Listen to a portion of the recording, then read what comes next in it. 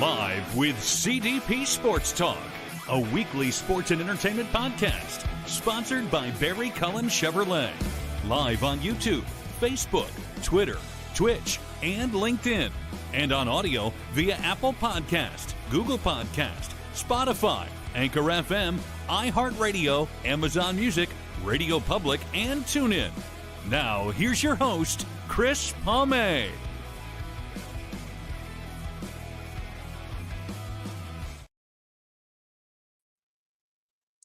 Good afternoon, everybody. Welcome to Season 10, Episode 23, overall 518 of Live with CDP Sports and Entertainment Talk Show, sponsored by Barry Cullen Chevrolet Dealership at 905 Woodlawn Road West in the Guelph Auto Mall. Check out barrycullen.com for the newest selection of new and pre-owned GM vehicles, along with their great selection of all-electric vehicles and Cadillac vehicles as well. You can call the dealership at 519-824-0210 and tell them Chris Palma, aka CDP, sent you, or you can email the dealership at info@barrycullen.com. Barry Cullen Chevrolet Dealership has been family-run and operated here in the city of Guelph since 1969, and yours truly has been a customer of Barry Cullen Chevrolet since the year 2000, so 25 years as well. I hope everyone's doing well. I can't believe it's already, what is it today? Thursday, April 3rd, 2025.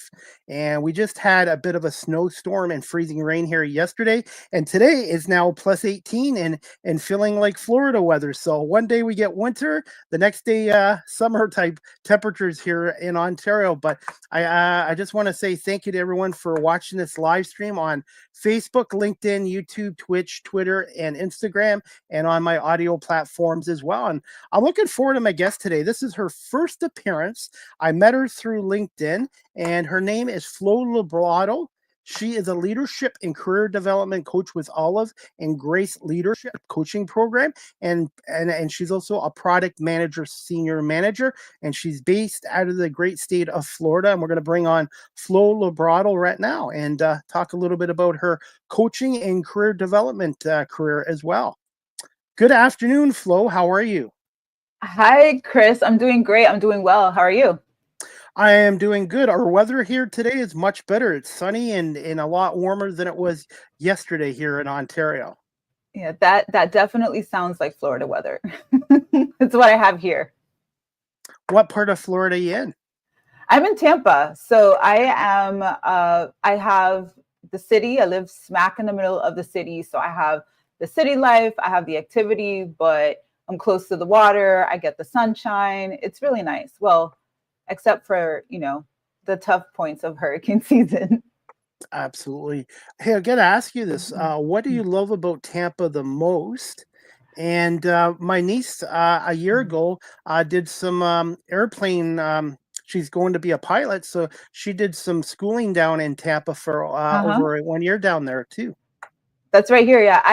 What I love about Tampa is that it has the best of some of my favorite cities, like combined in one. Like I love New York. I love various cities in the Caribbean, especially Santo Domingo and the Dominican Republic. And so if you combine all of those things, I basically get Tampa. It's fun. And plus, like I said, I get to live in the city. I get to see tall buildings, good food, a lot of activity, but it's still a little slower than a New York or Philadelphia.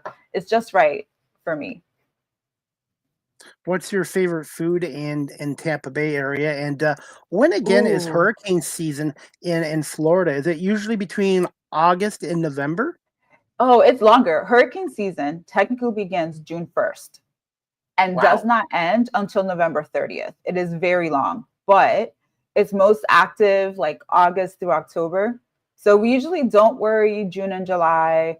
Second half of October, we don't worry as much generally, except, last year was terrible. But yeah, it's a long season, but most of it is pretty calm until August, September, October. By the way, I want to say congratulations. I saw this on your Instagram page today. Congrats on becoming a certified coactive professional coach. And just tell us, You're welcome, and then just tell us a little bit about that, and some of the people that kind of helped you on your way to being a certified Yes. coach. But first, my favorite food. I can't give you one because I love food. I love pizza. I love tacos. I love Caribbean food. I could not give you one if I tried. But so yeah, so it's interesting because like I've been serving as a coach for a year and a half now, and I've never once have been asked by a client or even a potential client, "Hey, what are your credentials? What are your certifications?" Never been asked. However, I wanted to go through this journey to learn about this specific type of coaching modality and framework and the coactive model is very much about helping someone identify what fulfills them and removing the obstacles that may be in the way, and then figuring out a balance between who we want to be and what we want to be, right? And so I fell in love with the model and dove right into learning and studying and practice and all these things. So I'm really excited, and thank you, because I'm really proud of that certification. Again, no client has ever asked me, but this is more for me to deepen my learning and expand the different offerings that I have to serve my clients.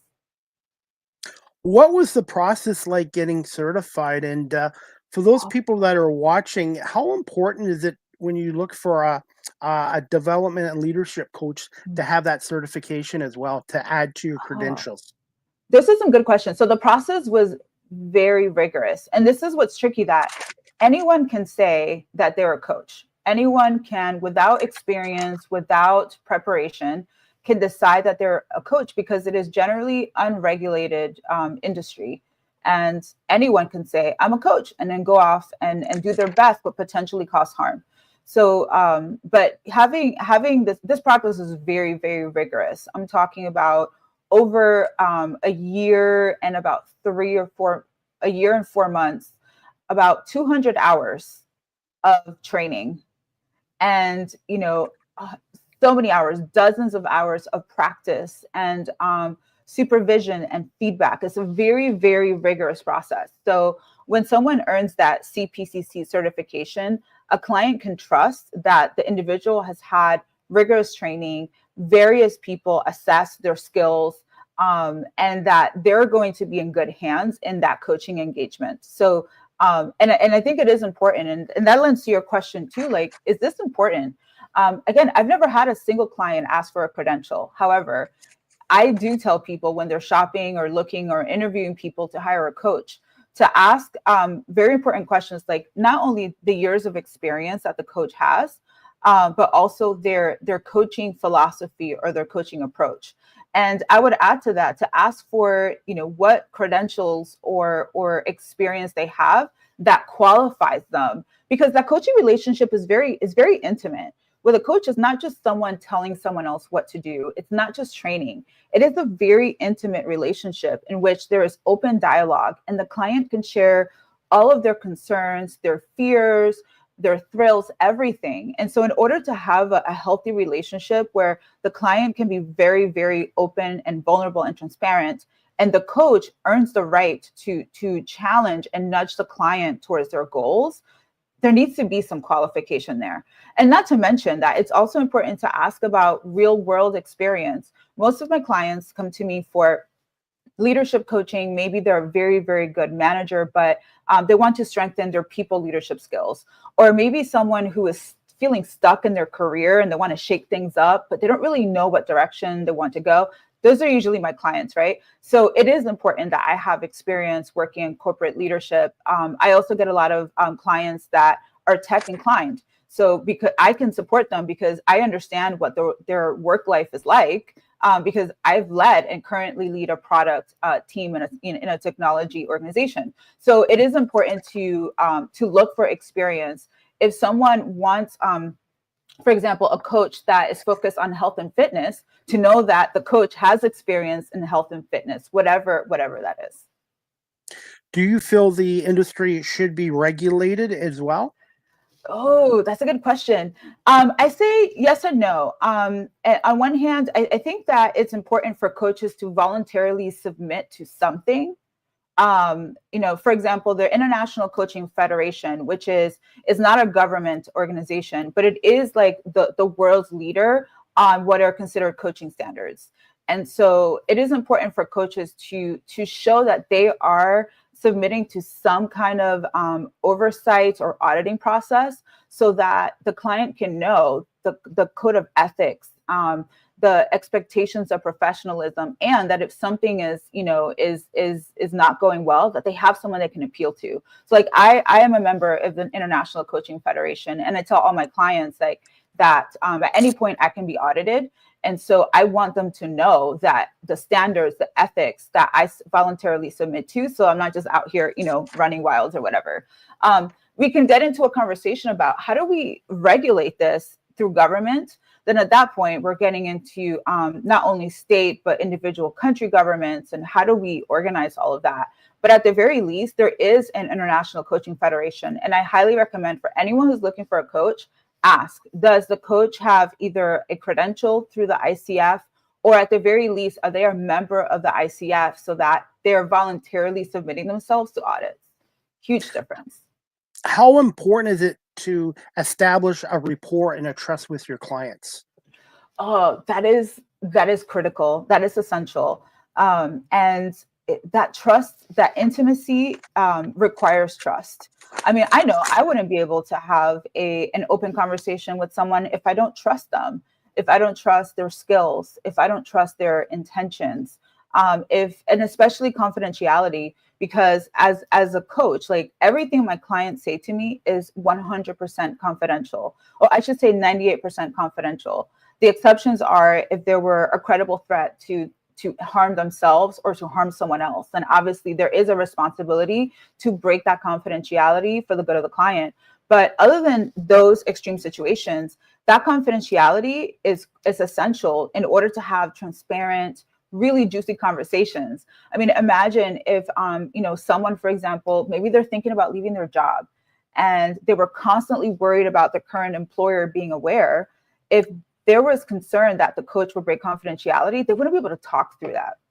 Or imagine like a senior leader in a large organization. They need to be able to talk with someone and be vulnerable without worrying about important company information getting out in the wild and impacting, I don't know, stock price, for example. So it is important to have trust, not only in confidentiality, but also that the coach is really in your corner, that the coach is there to champion you. Not just to say, hey, everything you're saying is great. No, to champion you, even meaning when the client is feeling like they're hesitating, maybe they're feeling like they can't move further or they can't explore at the edges of comfort. The coach is there to champion them and say, hey, look, I know you feel this way, but I know that you're capable of so much more. And let's work towards that. To have those kinds of honest conversations, there has to be trust. It's a must.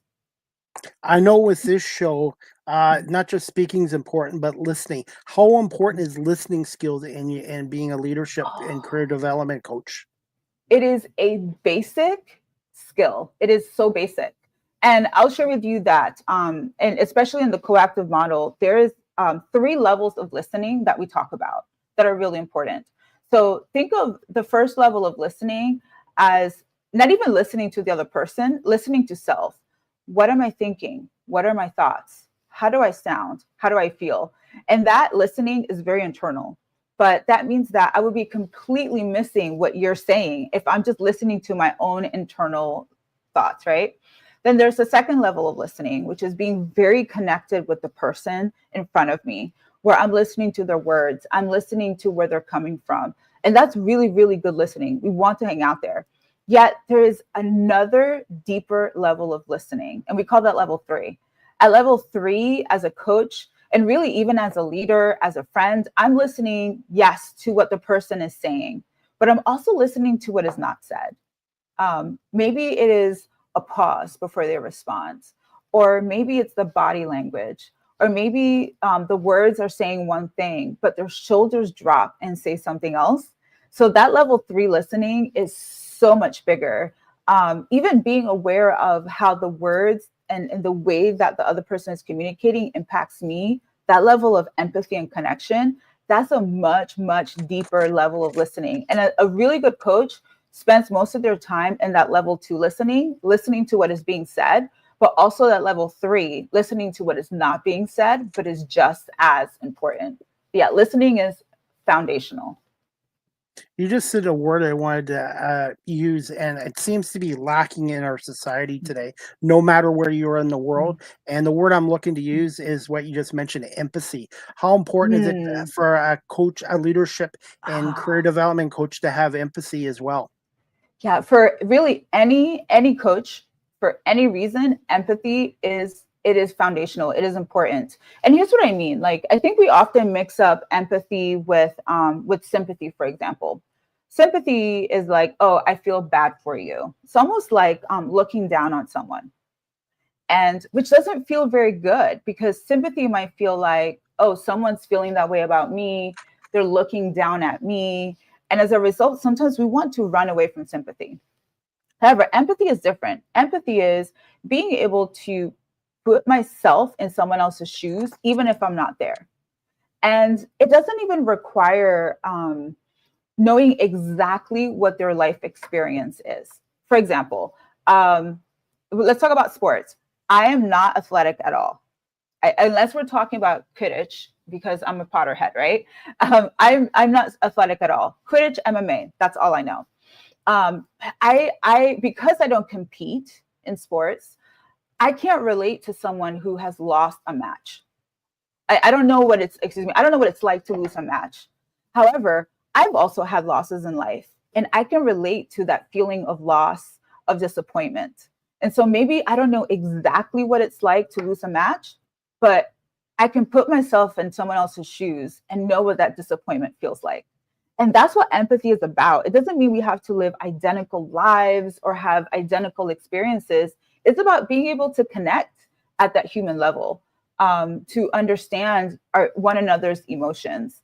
And empathy enables a coach to really be present and connected with their client. If someone were sharing, it could be one of their biggest wins. Maybe they had a huge professional win. Maybe they finally got the promotion that they were working for. Maybe just finally got their big break. For me to be able to be present with them and celebrate with them, I have to be able to understand that emotional experience. Otherwise, it's like, oh, hey, congrats. It doesn't feel real. And empathy allows us, even with different backgrounds, different experiences, it allows us to connect at a human level. For those people that are watching our show live stream or not audio, and they're looking to get into leadership, career development as a coach, just some advice for those people if they're looking to get into this. Oh, this is hard. This is really hard.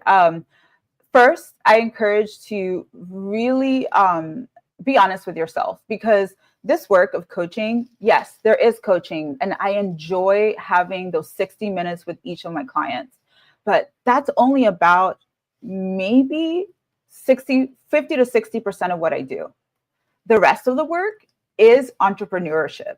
It is running a business. So don't forget about the business side. Also think about that it is important to figure out what to invest, what expenses are necessary, important to manage return on investment, creating a personal brand, figuring out how to market, meeting people, like meeting you, Chris, right? Like how to connect with other leaders and creators, and building relationships. That is just as important as the coaching, right? So it's important to have the reality check that, one might think, oh, I'll spend 90% of my time coaching and 10% on the business. It's more like a 50-50. So first, start with that reality check. And the second thing is to think about training and experience, right? I research multiple different schools, different ways to gain experience, and eventually put together a plan for me that works for me. But it's really important to get out there and talk with other people who have experience and learn about how they got started, learn about different institutes that are available for training. Identify what kind of coach do you want to be? Like, who do you want to be as a coach? Because that will inform, where do you want to learn? Who do you want to learn from? And similar to, I share this with all my clients and even non-clients, that it is important to create like a compass to guide your decisions. And that compass is made of three things. One, figure out what your personal values are. And I mean, like your core values as a human, not just at work, not just as a partner at home, not just as a friend, but your core values, your principles and beliefs that transcend every area of your life. It's important to get clear about that. And then the second thing is your work values. What do you want out of work? Because coaching is work, right? It is a service, it is a privilege, but it's also work. So what do you want out of work? Do you want to be able to travel? Do you want to lead? Do you want to work independently? Figure that out. And then the third thing is to figure out what are your strengths? What are you really good at? Whether it is by, we all know the things that are superpowers. Checking in with friends and trusted colleagues who can tell us, yeah, you know what, you are really good at that. I usually offer my clients an assessment. I use the Clifton Strengths Assessment, which is very comprehensive and helps to identify key strengths.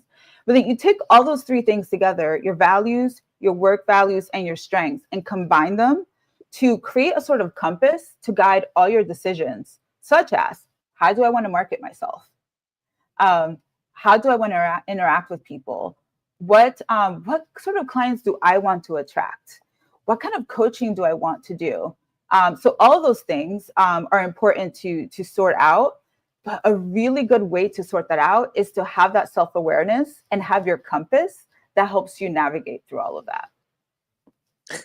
Doing this show from my home, I have people that say comments, oh, it must be nice to be self-employed and working at home, but people don't realize how much work there is in this. And the on-air stuff is the easy part. It's the booking the guests, promoting the shows, doing the editing, getting new guests is a lot of work. And to me, it's important to find your passion. And also, you're going to get people in whatever career you're in support you, but you're also going to get your skeptics, naysayers, and haters, and you have to have a strong mindset. And I wanted to get your thoughts on that as well. A strong mindset and a good support system as well with family and friends. Yes. And I tie this back to, like, for example, my usual annual sporting event is I watch the Super Bowl. I watch the Super Bowl like, most, Americans. And, it's essentially so many hours of game time and so many hours of playing. But what people don't see are all the previous games to get, or may not see, is all the previous games to get to that championship game. And all the practices and all the disappointments, all the injuries, all the successes, right? All of the ice baths to calm down, sore muscles. So there's so much more that goes into the part that, millions and millions of people see once a year, right? And so it is important to think about all those other activities. And you're right, it is a lot of work. It is research. There are a lot of so much homework. Yeah. Do your homework on your guests. Yeah. Prepare, so much homework. I usually get up naturally, thank God, somewhere between 5 and 5:30 every morning. And before I've even met with a client, I've spent already an hour and a half following up on potential clients, updating my client notes, planning my schedule, my calendar, all those things. And I'm a portfolio worker, right? Because I have in my work portfolio, I have my leadership coaching business. I'm still a senior manager of a product team in a large telecommunications company. I also write and create content. So all of those things combined require planning, not to mention all the technology, the Zoom, the website, all of those things, right?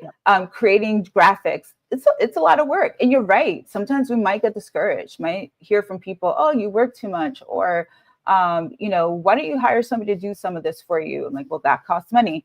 And so there are the times when the mistakes happen, right? Maybe you work really, really hard on creating a post, a marketing, it doesn't land, it falls flat. What do? And you touched on it, is that resilience. Like resilience is our ability to bounce back from setbacks. And you're going to get that. Yeah, absolutely. With what I'm doing in my career, I've had successes, but I've also had setbacks. Like I had an NBA team last night email me. I put in for a media request, and unfortunately they said no. But the gentleman took the time to reply to me, gave me an answer, and he also told me what I needed to do to get one in the future. And I wrote him back professionally, and I said, thank you so much. And I look at no as a temporary setback. And too many people look at no, okay, I'm a failure. and then they stop. Yeah, that's the thing. It is a very temporary setback, and you know, and it's okay to take a moment to fully feel that disappointment. You know, Yeah. resilience isn't like that fake toxic positivity when we say everything's roses when it's not. But we can check in with our emotions and fully experience instead of running away from it. I encourage people to be with your feelings, be with your emotions. Think about the sensations in your body to fully experience it. That way, we can move through our emotions and then bounce back, right? Give ourselves time to experience some disappointment. Maybe there's anger, there's sadness, frustration, whatever it is. And then think about, all right, where do I go from here? What am I learning? What will I do differently next time? Even checking in with people that you trust, like, hey, support system, what do you think about this? How would you have pushed this differently? What feedback do you have? And then just keep going. There are also the times, though, to know, you know what?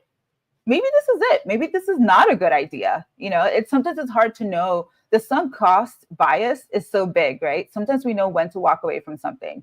But going back to that compass, is moving forward and trying again, connected with my values, my work values, my strengths, my purpose. And if yes, then it's time to bounce back and try again. We have a viewer on our show. He's from Buffalo, New York. He is a friend of mine, and he has his own podcast show called the 716 Sports Blizzard podcast in Buffalo, New York. His name is Robbie Schneider. He's watching us right now, and he wanted to say hello to you as well, Flo. Hi, Robbie. I went junior year of high school. I went to high school in Amherst, right outside of Buffalo. I know Amherst very well. It's like 20 minutes from Buffalo, and it's right there. It's a really nice little community right there outside of Buffalo. What a small world it is. It is. I was that person walking to school in 3.5 feet of snow, and I survived. Yes, I like my 4 seasons. I've always been born in Canada and stuff, so I kind of like having a little taste of everything. But wanted to ask you this too, and this goes for your coaching and leadership development. How powerful has the internet and social media have become with that, and also how the internet kind of really shrinks the world down? That you're in Florida and you could probably get clients internationally through this too. Yes. That's a good question. So you're right. Like let's take the book, The World is Flat, right? And it was written several years ago, but we knew that it was not just about globalization in general, making large businesses in different parts of the world accessible to one another. But what the internet has allowed us to do is that a small business can do business with another small business or a client across the world without even meeting. And it's so powerful. Most of my marketing is on the internet. I've selected 2 platforms that I'm active on. I'm very active on LinkedIn. I'm very active on Instagram. And through that, I'm able to make connections. That's how you and I met, Chris, right? Yeah. I meet many of my clients through LinkedIn as well, from time to time through Instagram. And social media allows us to put ourselves out there and allows other people to find us. It allows us to reach out to other people. Perfect example, an article was just published on a Gen Z publication. I'm not Gen X, right? And it was a Gen Z publication because someone who saw my content on Instagram reached out and asked if I would write an article for their publication. And the internet social media specifically allows us to connect in so many ways. Now, the flip side of that is that sometimes we may be tempted to spend so much time online and so much time connecting on social media. Guilty. I'm guilty. Yeah. I mean, I don't get me wrong. I love on my personal Instagram, I love watching, Rottweilers and ducks, and I love all of that stuff, right? But it's not a complete replacement for relationship building in other ways. So it is important to, yes, use social media to connect with other people, but also to be able to connect with people in the real world. And that's something I'm working on personally, to get out there and connect with more people here in Tampa Bay. But you're right. Like I've been coached by a coach who lived in England. I have a client right now. He's American, but lives in Costa Rica.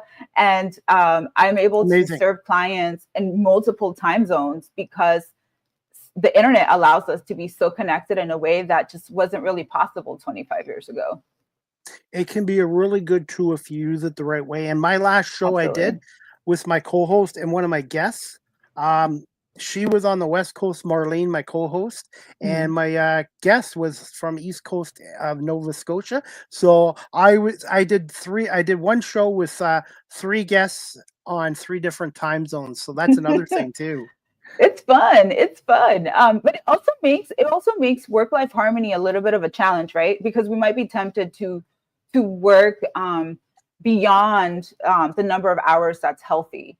So like for me, I had to think about which time zones am I willing to and able to serve really well. So that, if I'm getting up around 5:30 in the morning and I sometimes see my first client around 7 a.m. my time, then that means that evening, my last client should not go past, 8 p.m.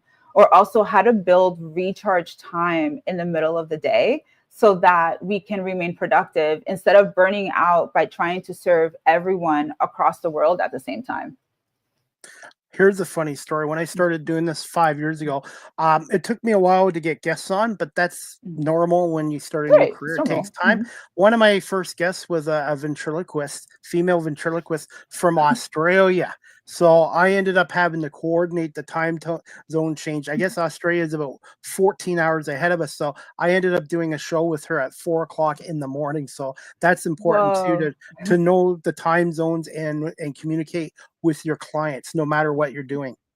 Very. I love me a good time zone calculator, especially because time changes.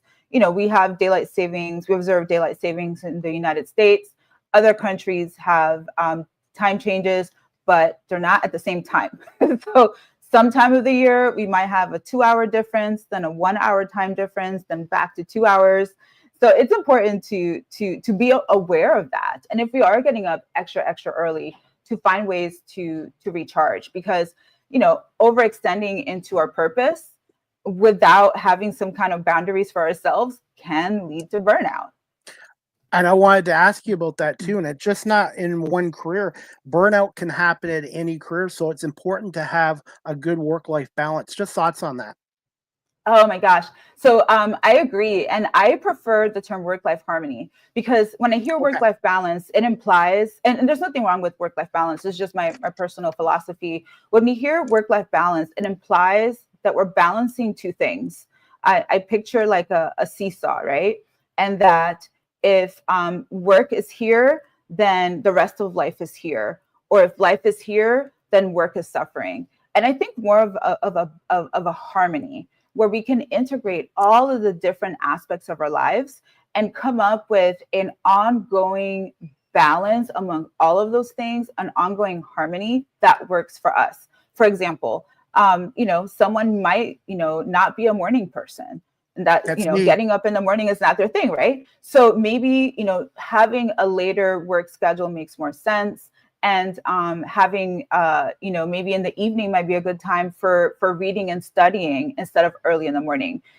Figuring out how to weave together work and relationships and family and friendships and hobbies and faith and all the things that are important in a way that sound more like a symphony for the person, instead of one instrument being louder than everything else. And not to mention that what that harmony looks like changes, right? I think of many parents, this time of year, who are taking spring break so that they can take vacation with their children as a family, right? In the summer, their work life may look a little bit different when you have kids at home for a couple of months. Versus someone who doesn't have children, and they might plan their life a little bit differently. So all of those, it's almost like an ongoing change, keeping things fluid. But what's important is that for the individual, it feels harmonious. Flo, when did you develop a strong interest in entrepreneurship in a business sense? And Mm. what was a pivotal moment in your life that brought you to where you are today? Oh, that first part. I actually never said I want to be an entrepreneur. That was never the purpose in and of itself. However, entrepreneurship is a process by which I get to do the things that I want to do. If money were not a thing, I would coach for free. I would not charge. If bills did not have to be paid, I would seriously not charge, right? But because there is a business aspect of it, it is important to have a sense of entrepreneurship. And so it was a byproduct of pursuing my purpose. So I can't say that I wanted to own multiple businesses. That was never my intent, but entrepreneurship is a pathway to do one of the things that I enjoy doing. And having a good business sense, though, like that was cultivated over, 20 something years now, working in a large organization in corporate leadership, being aware of all the different factors, the sectors, the economy, social changes, how people's needs change over time, being aware of consumer needs, and just being plugged into what is happening around the world, to then be aware of potential customer needs, potential market changes, what's happening with supply. All of those things do require a certain awareness. And much of that business sense came to me through my time in leadership at T-Mobile, for which I'm very grateful. And now, while I do that, I also get to apply that sense to my own business. And I love it. But I'll tell you that the pivotal moment that brought me to where I am today, there were two key moments. One was several years ago, I used to work a lot, and many of us work a lot, right? But I used to work a lot, and until I crashed, and I developed a series of health issues, not necessarily because of work, but the stress contributed, and I realized that something was off, and the root cause was that work had become my purpose. I felt like I had to work really hard and deliver excellent results. And that was my purpose in and of itself. And that for me was completely out of alignment. So after getting a timeout while I got my health back in order, I realized that I needed to reverse that. I needed to connect with my personal purpose and allow work to be an expression of that. And when I got those priorities back in order, I began to see the opportunities. My leadership role isn't just about, delivering results for the company. It is about having an impact in the people around me and helping them to achieve their personal goals. Wanting to learn about how to support people through volunteering, leadership in any way became an expression of my purpose. And so that was huge. That completely changed my worldview about work. But then, about 5 years ago, I did a lot of soul searching because I felt like something still wasn't quite right. And I also saw all these different interests that I had throughout my life, but I didn't see the connection. So I studied art when I was a kid. I studied psychology in university. I've had these, several years in product management and leadership and telecommunications. Then I studied management and leadership, organizational development. Like, how are these things related? It didn't make sense. I felt close, but it didn't make sense. And then I realized that in addition to working with teams, I'm also very passionate about working one-on-one with people.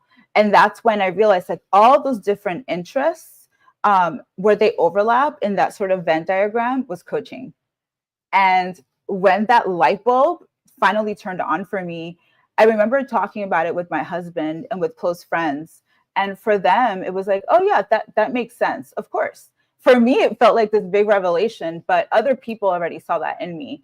And so when I had that realization, it completely shifted my focus from just wanting to be about results and doing things well, but also about connecting with people one-on-one. I'm going to put you on the spot with this question. Oh, go for it. How would you describe yourself as a leadership and development coach? Oh my gosh. So this thing, my purpose in life is to be a catalyst for human connection, period. And that is important to me in my marriage, in my friendships, in my corporate work, in my coaching work, all of it. And so as a coach, that's what I think about. It is connection. How can I connect with the person in front of me? How can I help them be more connected with themselves so that they can truly embody their desires, their goals, and how they want to be? And so to me, it's all about connection. And what I'm passionate is really helping leaders and professionals achieve their goals with two really important things: confidence, being confident, not so much like hubris, but I mean being confident in what they want and who they are as a person, and also integrity.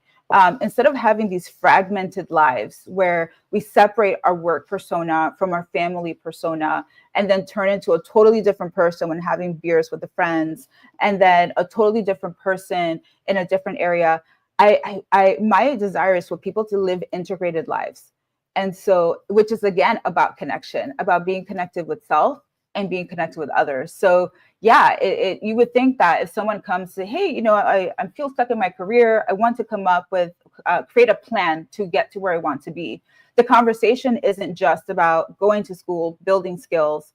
It usually starts with their heart. What do they really want as a human? And doing that internal work so that then their goal setting becomes an expression from the inside out. And so it's not always like, hey, here's exact things I recommend for you to do. My approach is to ask questions and help the person self-discover what they want, and then support them and champion them to achieve what they want, which again, it's all about connection. It's all about the things that we used to call soft skills, which are really basic human skills: empathy, compassion, self-awareness, emotional intelligence, all of those things.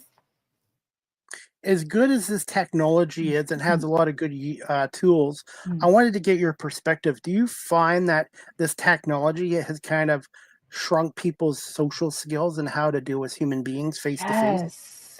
Yes. And the COVID pandemic definitely is a factor in that. So some of the patterns that I'm noticing in conversations with clients, potential clients, and just, in the bigger world, are a couple of things are different. One, we want things instantly. And like, for example, I do offer single coaching hours if someone wants to check in and need help with a very specific issue very quickly.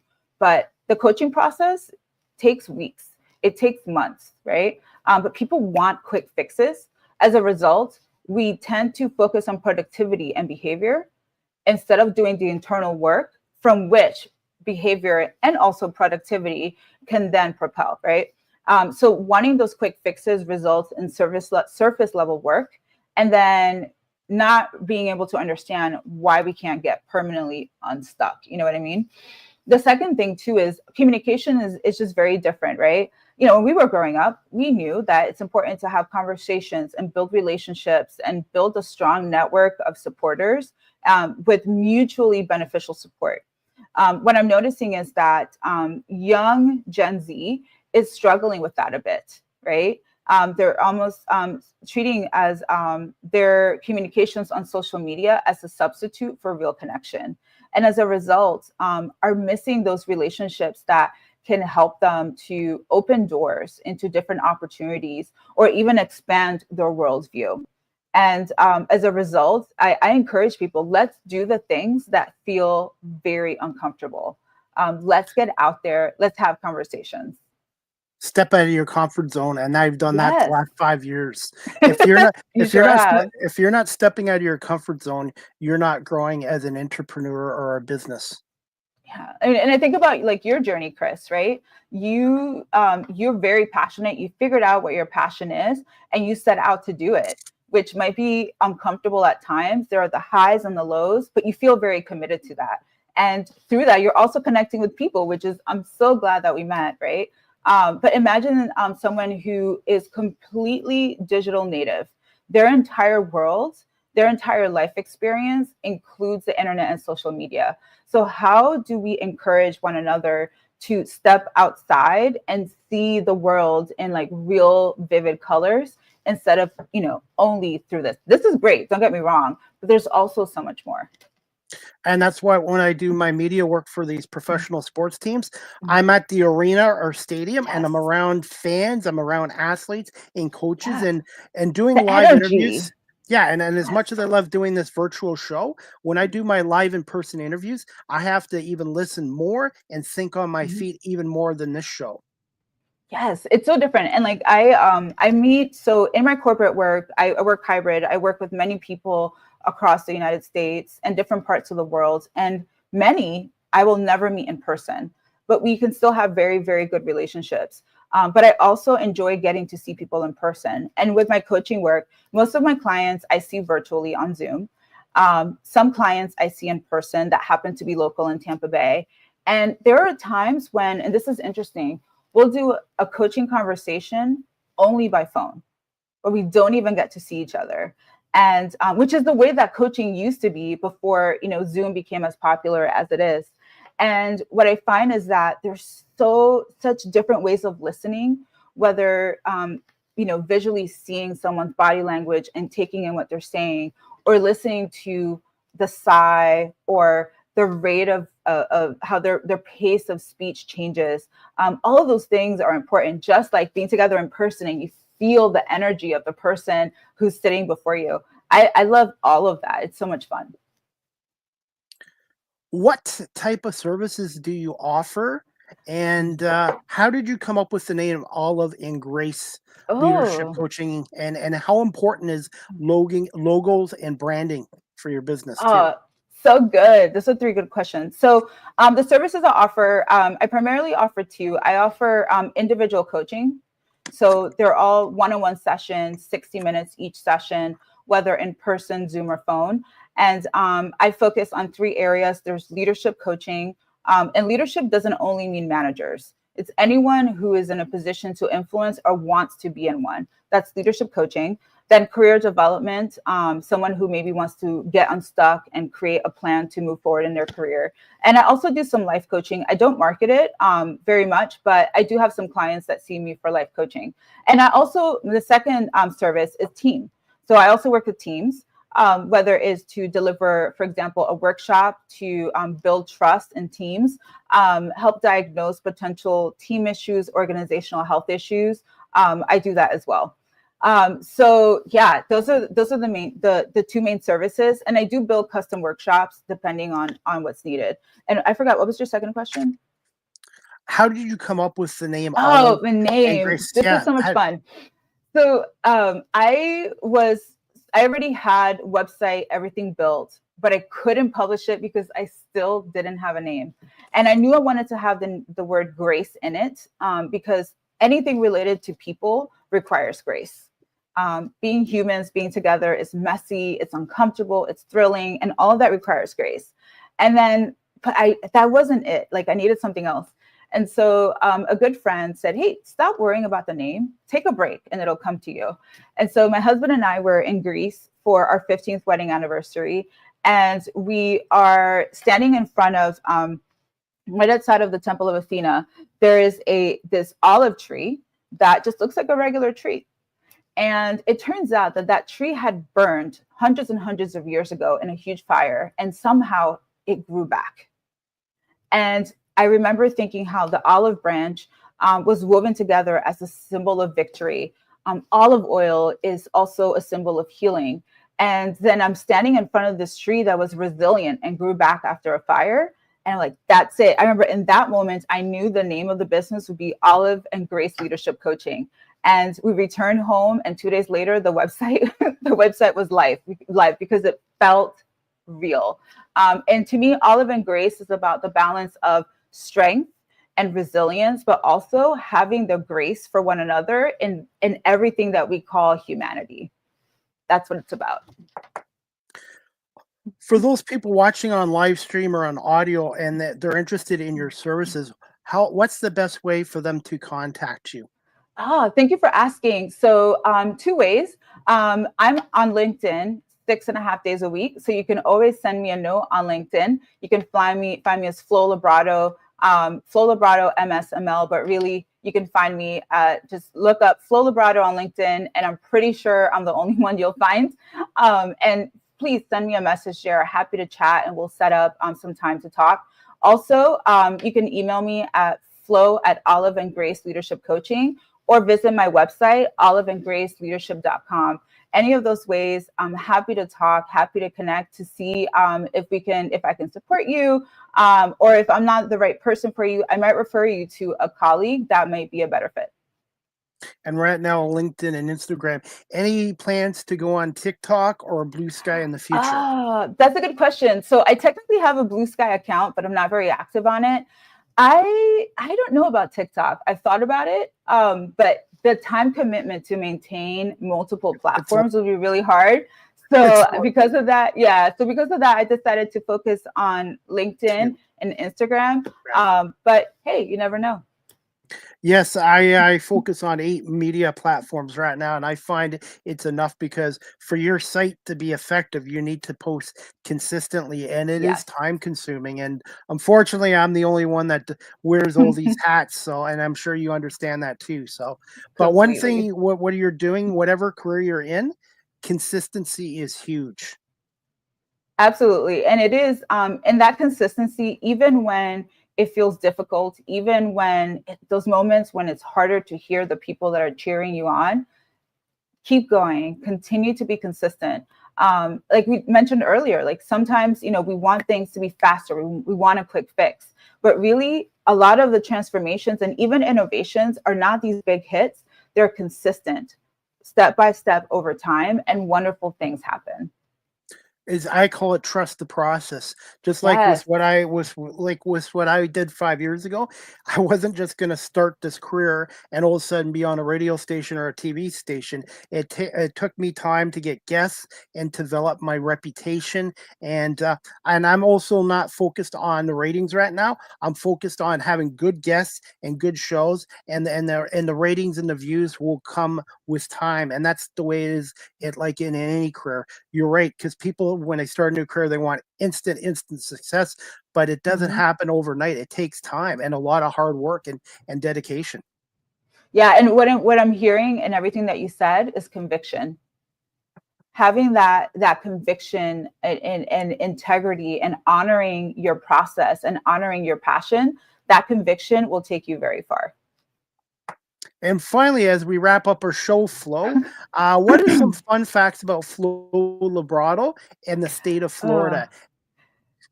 So for me, I'll start with I am a Harry Potter nerd. I love it. I love the books. I love the musical. I own 3 wands. I'm 45 years old, but I own 3 wands. So I love to talk about Harry Potter any moment. One of my best friends and I occasionally will take a random day off and just go play at all the Harry Potter stuff at Universal Studio. It is fun. It's a little dorky, but there's no shame in that, right? Those are like seriously, the books are. If you could see, my whole collection is right here next to me. So there's that. What's your favorite Harry Potter book and movie? My favorite book is The Half-Blood Prince because a lot of a lot of questions I had were answered. But my favorite movie, I think, is Prisoner of Azkaban because it just pulls at all my heartstrings. And it was just amazing. Like I can watch it over and over and over. But I do prefer the books. Movie theater or live streaming for movies now?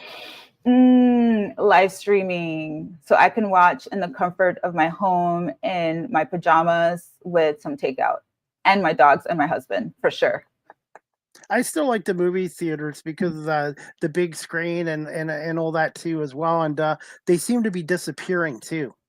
They are like now there are some movies that I prefer in the theater. For example, when Bohemian Rhapsody came out, the movie about Queen, I knew I wanted to see it in the theater because I wanted that big theater like experience.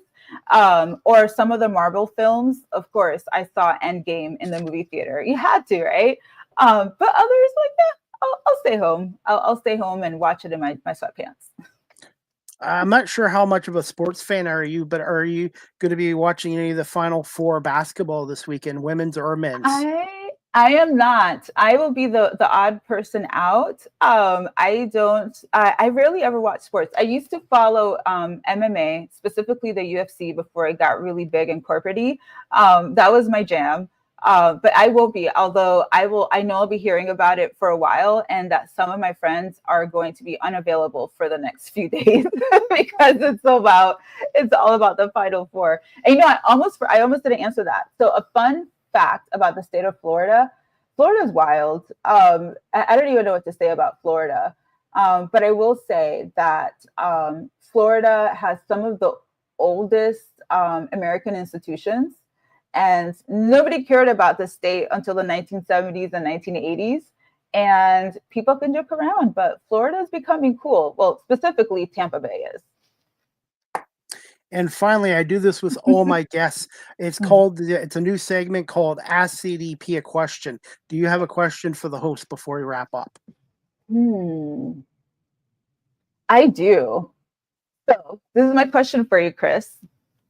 When you were a kid and there were no expectations on you at all, what were you most excited about? And what'd you bring that to your life now? Sports. I've always loved sports. I always loved sports since I was born, and I had skates on my feet when I was 4 years old for hockey. So just sports, because sports unites people. You know what I mean? I like just playing sports or following sports. So yeah, I would say sports has been a big part of my life, as well as volunteer work. I wouldn't be doing what I'm doing now if I wasn't volunteering with a semi-pro basketball team here 6 years ago. See, I love that you're what you enjoy, what you find fun, and your purpose are all very connected. And finally, would you like to plug your business again and where people can reach you again? Oh, happy to. So if you'd like to chat, to connect, and see if I might be able to support you, please do reach out to me on LinkedIn, Flo LaBrado. My website is Olive and Grace Leadership. And feel free to also email me at flo@Olive and Grace Leadership. Happy to chat. And on Instagram, also Olive and Grace Leadership. I'm here and happy to serve. Any chance of a YouTube channel in the future? Oh, my husband has encouraged me to start one. I wouldn't say no. It's not something that I have the bandwidth for now, but I would never say no. All right. Well, I want to say, Flo, thank you so much for coming on here today and giving us almost an hour of your time. And I want to wish you continued success as a leadership and development coach. And maybe I'll be in contact with you one day, because being an entrepreneur in a small business, you do face challenges sometimes. Yes. And it can be, you have to have a strong willpower and a mindset. Yes. Being an entrepreneur, I've been discovering. Thank you so much, Chris. I'm so glad to have had this conversation with you, and I enjoy your show. If anyone's watching for the first time, just go into the archives. They're so good. Thank you so much. And you have an open invite to come back on my show again. And make sure you pet your dogs and spoil them for me. And what are the names of your dogs, by the way? So Lincoln Bronx, he's my oldest, and my 1-year-old, her name is Fiona Tonks, named after Nymphadora Tonks from Harry Potter. Wow. You got to be one of the biggest Harry Potter fans I've had on my show so far. Yeah, I might say I'm a little too old for that, but I don't care. Well, Flo, again, I want to say thank you so much for coming on here today, and continued success. And give me a little bit of time this afternoon, and I will send you the video, the audio, and some reels and clips as well. I learned how to do that about 1.5 years ago, and it takes a little bit of time, but awesome. I'm now used to it. But thank you so much for coming on here today. Of course. Thank you. Thank you, Chris. Have a great afternoon, and we'll talk to you soon. Enjoy the sunny weather in Florida. I will. Okay, you too. Bye. All right, guys, that concludes season 10, episode 23 of Live with CDP Sports and Entertainment Talk Show, sponsored by barrycullen.com. That was my guest today, Flo LaBrado, leadership and career development coach with Olive and Grace Leadership Coaching Program and product manager, senior manager. And you can see her website and social media site. She's on LinkedIn and on Instagram as well. And I met her through LinkedIn as well. And before we wrap up our show, guys, I'm going to play you an interview I did last night at the Kitchener-Waterloo Titans playoff game against the Pontiac Pharaohs. And I interviewed one of the fans. His name is Evan before the game. And Evan was almost accurate about the score. And this is courtesy of my YouTube channel, Chris Pame, Live with CDP Talk Show. Please subscribe. And here's the interview with Evan, a Kitchener-Waterloo Titans super fan. This is Chris Pame, live at the Kitchener Memorial Auditorium for tonight's Basketball Super League play in action between the Kitchener-Waterloo Titans and the Pontiac Ferals, who are visiting from Michigan. And I have a special guest with me. He is a Kitchener-Waterloo Titans super fan. His name is Evans. And we're going to talk to Evan about tonight's matchup between Kitchener-Waterloo and Pontiac. Good evening, Evan. How you doing? Pretty good. How about you? Good. Well, Evan, how long have you been a Kitchener-Waterloo Titans fan? Since they started the team.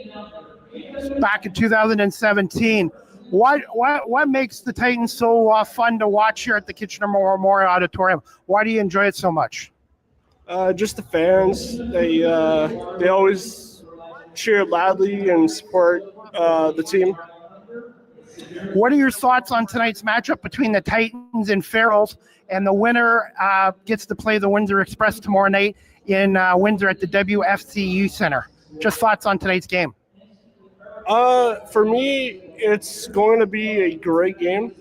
The Titans are currently in third place, but I think we got in the bank there. What are some keys to a Titans win tonight over Pontiac? Anthony Lee Jr., Jones.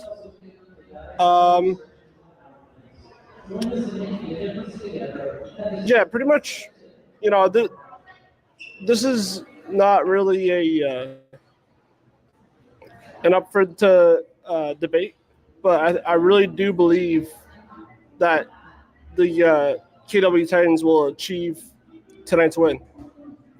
What's your thoughts on the Kitchener-Waterloo Titans coaching staff, and who's a player to watch out for tonight for the Titans that could be an impact player, X factor tonight? All of them, really, all of them. That's it's basically you get to the arena or court and start warming up and go from there. For fans that have never been to a Titans game or a basketball Super League game, what would you tell them why they should come out to one this year or next season?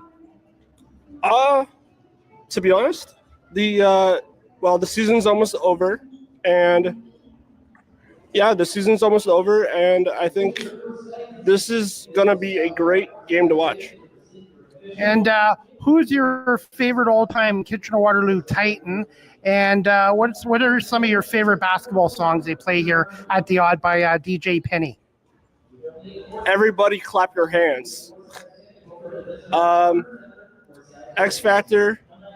I don't really know, but. All right, and final thoughts. Rangers and Flint, OHL. Who's going to win that series? Kitchener's up 2-1. Just quick thoughts on that.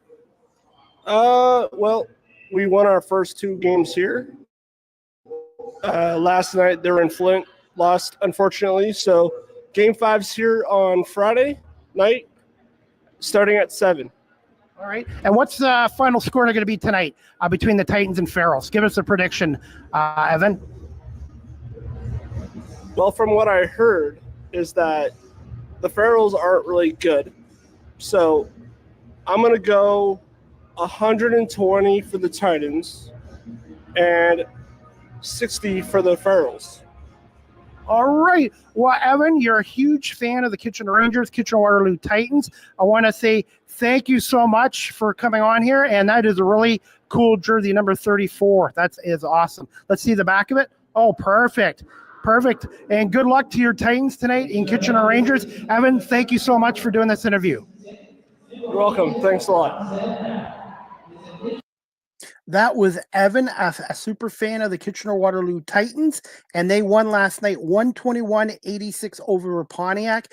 Evan was close. He said 120 over 60. It was 121-86, and the Kitchener-Waterloo Titans advanced to the playoffs best of 5 starting tonight at the WFCU Center in Windsor, 7:07 tip-off, as the Kitchener-Waterloo Titans take on the Windsor Express. And the other series is the Jamestown Jackals against the Sudbury 5 as well. And the winner of those two series will meet for the Basketball Super League's Championship Series as well. So Kitchener-Waterloo Titans Windsor tonight, and you can catch the game if you can't get down to the arena in Windsor on BSL TV. You can subscribe there as well. And speaking of basketball, the men's Final Four is coming up this weekend, the Final Four. Saturday, April 5th, you have Florida and Auburn at 6:09 tip-off. And then the second game is Houston and Duke at 8:49.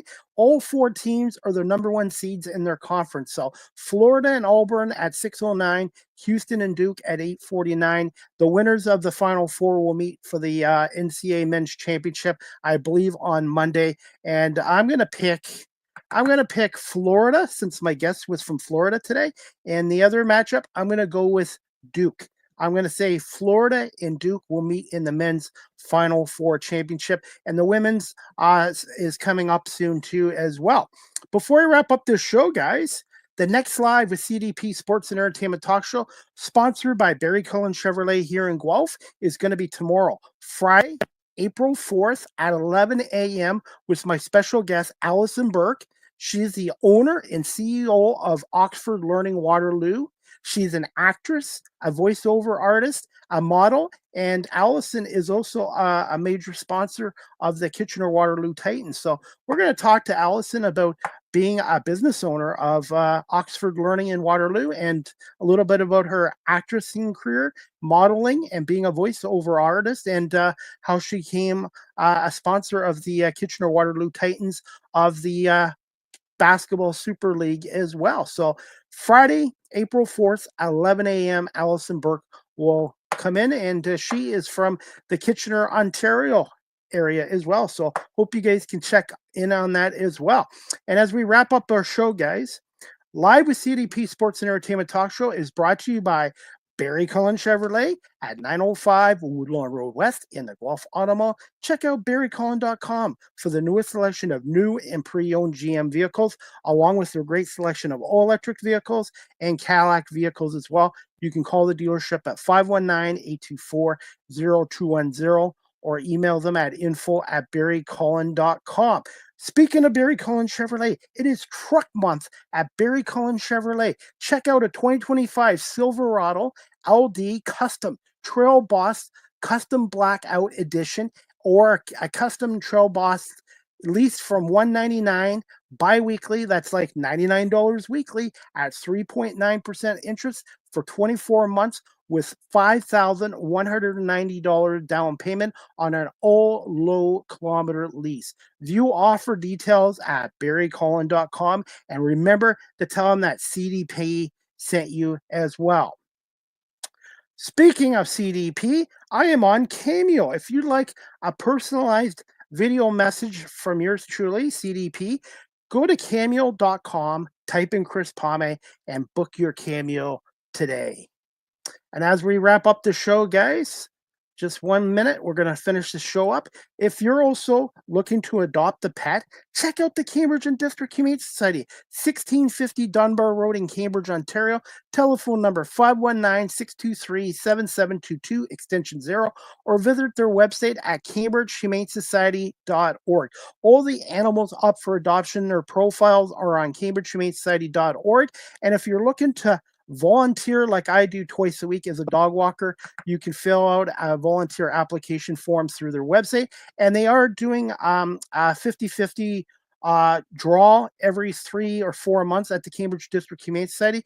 Go on their website, click on events, and you can purchase a ticket, and the winner gets half the money, and the shelter and their programs get the other half. And speaking of Cambridge District Humane Society right now, they're looking for towels. If you're in the Guelph, Kitchener-Waterloo, Cambridge area, they are looking for towels right now, towels and bedding at the Cambridge District Humane Society. And also, they're also looking for some dog treats, cat treats, and cat litter especially.